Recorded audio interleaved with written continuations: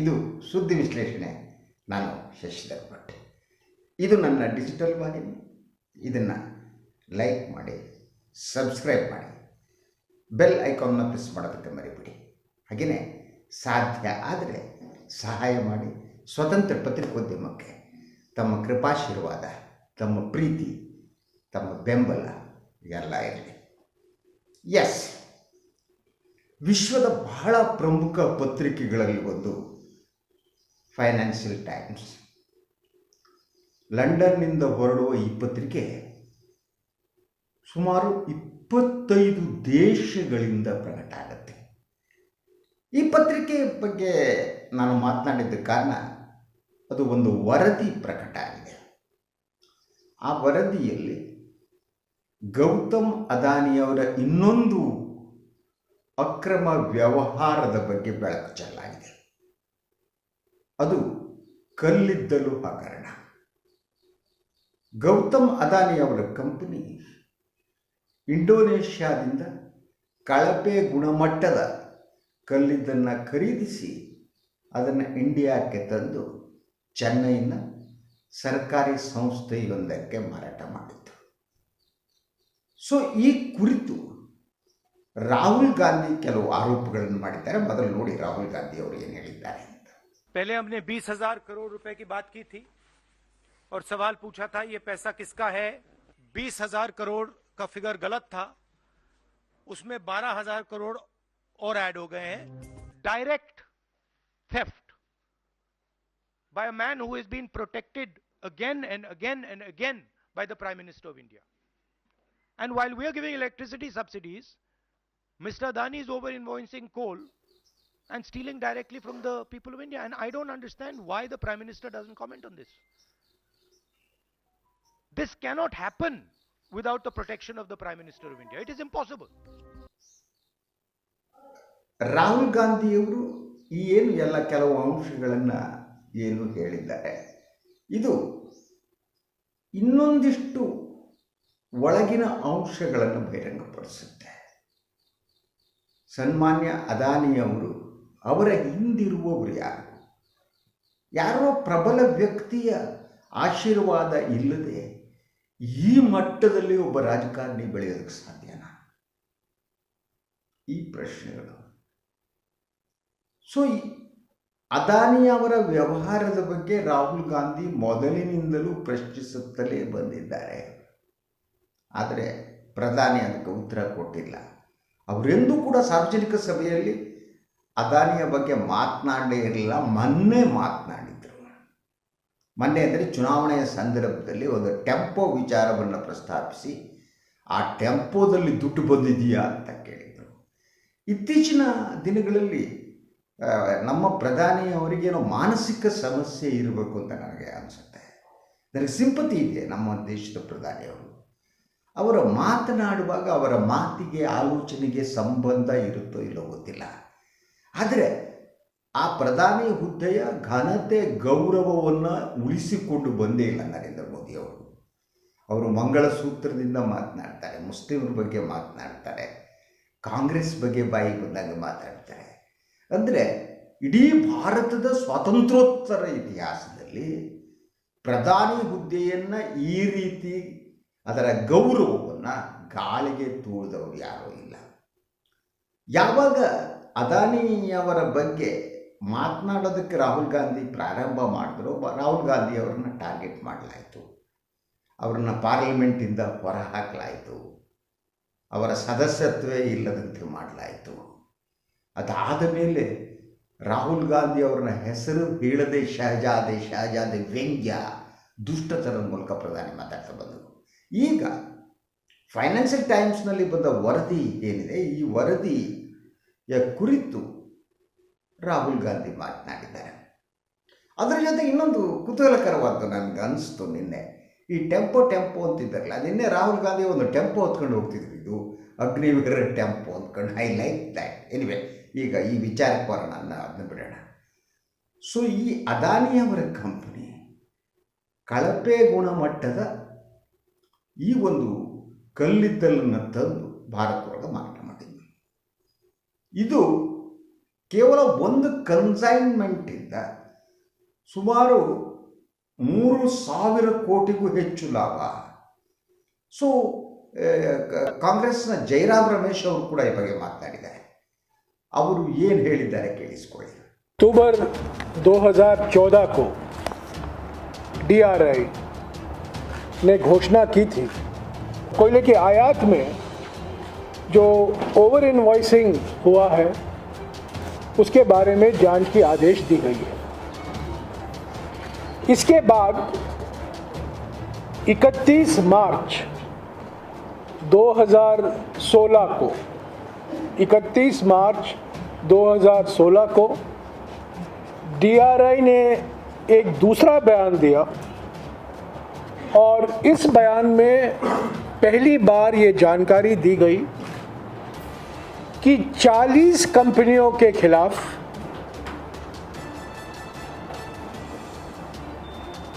कार्रवाई के पहले जांच की जा रही है.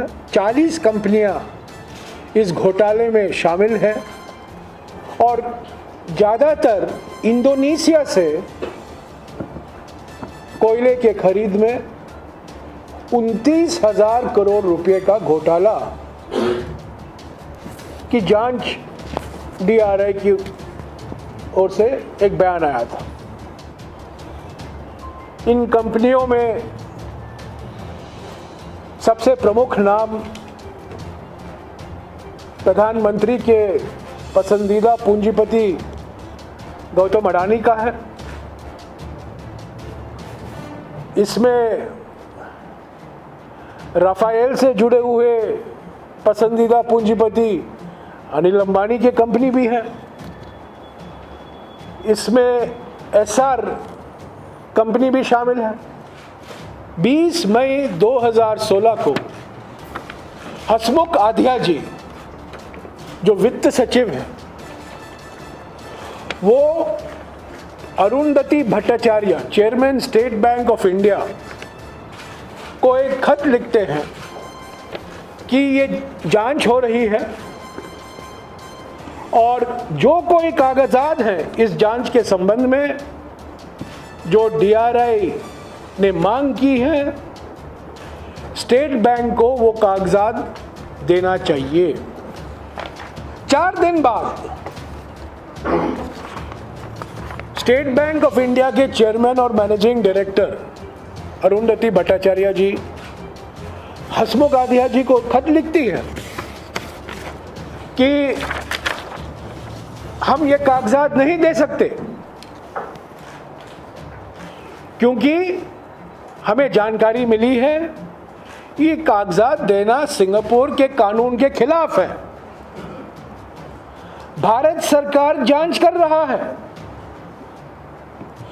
वित्त सचिव कागज मांगते हैं एक सरकारी बैंक से, सबसे बड़ा बैंक, और ये बैंक कहता है हम ये कागज नहीं दे सकते क्योंकि सिंगापुर के कानून के खिलाफ है. 2017 अगस्त में गौतम अडानी की कंपनी सिंगापुर हाई कोर्ट में जाती है और सिंगापुर हाई कोर्ट से ये मांग करती है कि जो कोई कागजात DRI ने मांगा है उस पर रोक लगाया जाए. 5 दिन पहले सिंगापुर हाई कोर्ट ने ये मांग को अस्वीकार किया. 28 अगस्त को गौतम अडानी की कंपनी मुंबई हाई कोर्ट में जाती है और कहती है कि DRI ने जो कागज मांगा है हमें ऑर्डर दीजिए कि हम इनको नहीं देंगे. हकीकत ये है कि जांच का कोई नतीजा नहीं होगा क्योंकि इनमें पसंदीदा पूंजीपति शामिल है. अगर आप इस पसंदीदा पूंजीपति के खिलाफ कार्रवाई करेंगे तो सरकार हिल जाएगी.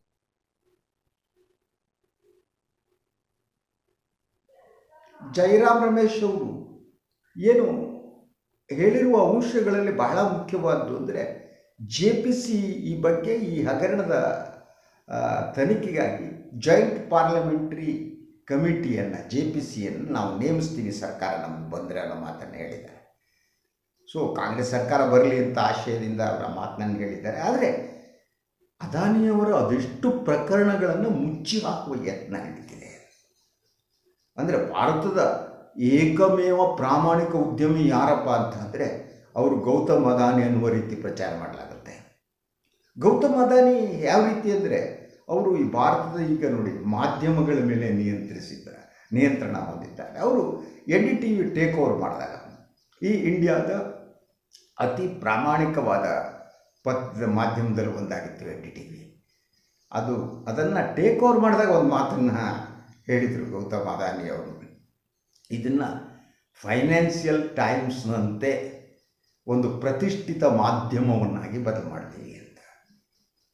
ಈ ಮಾತನ್ನು ಹೇಳಿದರೆ ಅದರ ಹಿಂದಿನ ಉದ್ದೇಶ ಏನಿತ್ತು ಅಂದರೆ ಫೈನಾನ್ಷಿಯಲ್ ಟೈಮ್ಸ್ ಅನ್ನುವುದು ಪ್ರತಿಷ್ಠಿತ ಗೌರವಾನ್ವಿತ ಪತ್ರಿಕೆ ಅಂತ ಗೌತಮ್ ಅದಾನಿಯವರೇ ಒಪ್ಪಿದ್ರು. ಆದರೆ ಅದಾದ ಮೇಲೆ ಈ ಗೌತಮ್ ಅದಾನಿಯವರ ಬೇರೆ ಬೇರೆ ಅಕ್ರಮ ವ್ಯವಹಾರಗಳನ್ನು ಹೊರ ಹಾಕುತ್ತಿರುವ ಏಕಮೇವ ಪತ್ರಿಕೆ ಅಂತ ಅನ್ಬೋದೇನೋ ಗೊತ್ತಿಲ್ಲ, ಫೈನಾನ್ಷಿಯಲ್ ಟೈಮ್ಸ್ ಅದು ಹೊರಗೆ ಹಾಕ್ತಾ ಇದೆ. ಈಗ ಅದಾನಿಯವರು ಏನು ಹೇಳ್ತಾರೆ ಗೊತ್ತಿಲ್ಲ, ಅದ್ರ ಜೊತೆಗೆ NDTVಯನ್ನು ಎಷ್ಟು ನಾಶಪಡಿಸಬೇಕೋ ನಾಶಪಡಿಸಿ ಆಗಿದೆ, ಅನುಮಾನನೇ ಬೇಕಾಗಿಲ್ಲ. ಅದು ಡಂಗುರ ಸಾರುವ ಒಂದು ಮಾಧ್ಯಮವಾಗಿ, ಪ್ರಶ್ನಿಸಲಾರದ ಒಂದು ಮಾಧ್ಯಮವಾಗಿ ಅದು ಪರಿವರ್ತನೆಗೊಂಡಿದೆ. ಮಾಧ್ಯಮದ ಬಹುಮುಖ್ಯವಾದ ಕೆಲಸ ಅಂದರೆ ಪ್ರಶ್ನಿಸೋದೇ ಆಗಬೇಕು, ಆದರೆ ಇಲ್ಲಿ ಪ್ರಶ್ನೆ ಕೇಳೋದಕ್ಕೆ ಅವಕಾಶ ಇಲ್ಲ. ಇಲ್ಲವೇ ಜಯರಾಮ್ ರಮೇಶ್ ಅವರು ಇನ್ನೂ ಕೆಲವು ಅಂಶಗಳನ್ನು ಹೇಳಿದ್ದಾರೆ, ಅದನ್ನು ತಮ್ಮ ಗಮನಕ್ಕೆ ತಂದೀನಿ.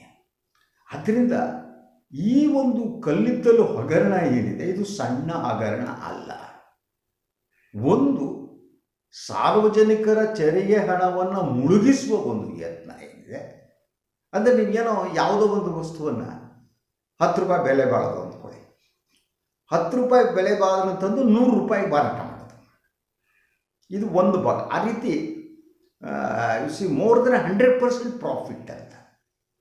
ಅದು ಕಾನೂನು ಬಾಹಿರವಾಗಿ ಈ ಪ್ರಾಫಿಟ್ ಮಾಡುವುದು ಒಂದಾದರೆ, ಎರಡನೇದು ಇದಕ್ಕಿಂತ ಅಪಾಯಕಾರಿಯಾದ್ದು ಅವರು ತರಿಸಿರುವ ಈ ಕಲ್ಲಿದ್ದಲು ಇದೆಯಲ್ಲ ಅದು ಅತಿ ಕಳಪೆ ದರ್ಜೆ ಇರುವಂಥ. ಕಳಪೆ ದರ್ಜೆದು ಏನಾಗುತ್ತೆ ಅನ್ನೋದು ಕೂಡ ಈ ಫೈನಾನ್ಷಿಯಲ್ ಟೈಮ್ಸು ವರದಿ ಹೇಳುತ್ತೆ. ಒಂದು ಇಂಧನವನ್ನು ಉತ್ಪಾದಿಸುವುದಕ್ಕೆ ನೀವು ಯಾವಾಗ ಈ ಕಳಪೆ ದರ್ಜೆಯ ಕಲ್ಲಿದ್ದನ್ನು ಬಳಸ್ತೀರಿ ಅದು ಹೊರಹಾಕುವ ಅಂಶಗಳಿರ್ತಾವಲ್ಲ, ಅಂದರೆ ಒಂದು ಮಾಲಿನ್ಯವನ್ನು ಉಂಟು ಮಾಡುವಂಥದ್ದು, ಆ ಮೂಲಕ ಜನರ ಆರೋಗ್ಯವನ್ನು ಸಂಪೂರ್ಣ ನಾಶಪಡಿಸೋದು. ಒಂದನೇದು ಕಲ್ಲಿದ್ದಲು ಅನ್ನೋದೇ ಅಪಾಯಕಾರಿಯಾದ್ದು, ಅದು ಮಾಲಿನ್ಯವನ್ನು ಉಂಟು ಮಾಡ್ತಾ ಜನರ ಶ್ವಾಸಕೋಶವನ್ನು ನಾಶಪಡಿಸ್ತಾ ಹೃದಯ ರೋಗ ಬರ ಎಲ್ಲವನ್ನೂ ಅದು ಮಾಡುತ್ತೆ.